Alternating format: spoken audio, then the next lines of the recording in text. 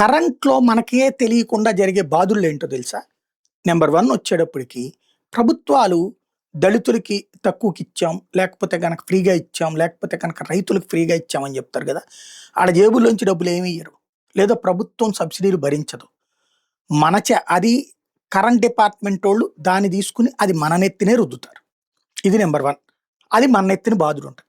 Number 2 ఏంటంటే private కంపెనీలతో బోలెడుతో ఒప్పందాలు కుదుర్చుకుంటారు. ఒకడితో 200 మెగావాట్లు, ఇంకొకళ్ళతో 300 మెగావాట్లు ఇట్లా ఒప్పందం కుదుర్చుకుంటారు గదా!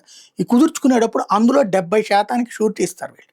అంటే 70% కరెంట్ మేము కొంటాం అన్నది. కొన్నా, కొనకపోయినా సరే కొన్నట్టుగానే భావించి డబ్బులియ్యాలి. ఎందుకు కొనరు అంటే, ఇప్పుడు ఫర్ ఎగ్జాంపుల్ మనం ఇప్పుడు చలికాలం, కరెంట్ వాడకం ఉండదు.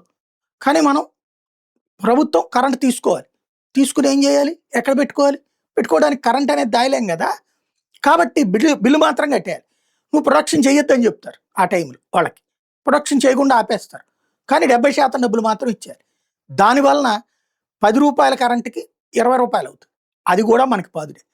ఇప్పుడు ఈ పరిస్థితిని సరిజేయడానికి కరెంటుని దాచేది ఇప్పుడు మన కరెంట్‌లో దాన్నేమంటారు ఇన్వర్టర్ కొనుక్కుంటే ఇన్వర్టర్‌లో బ్యాటరీలు ఉంటాయి. ఆ బ్యాటరీలతో ఛార్జ్ అవుతది అందులో.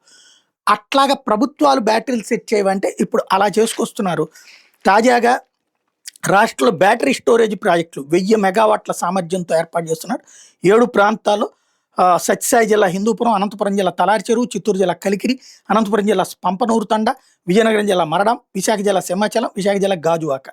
ఇవన్నీ కూడా ఒక్కొక్కటి మెగావాట్ నెలకు కోట్ చేసిన ధర 1,84,000. ఇప్పుడు ఇంకొక దోపిడీ ఎట్లా అవుతుందంటే, ఇప్పుడు ఈ దాచినందుకు అయిన కరెంట్ డబ్బులు కూడా మన దగ్గర నుండి వసూలు చేస్తారు. అది విచిత్రం అవుతుంది. రేపు పొద్దున ఒకటికి రూ. 4 అవుతుందన్నమాట. టోటల్‌గా అయితే మాత్రం కరెంటు దాసే రోజులు వస్తున్నాయి.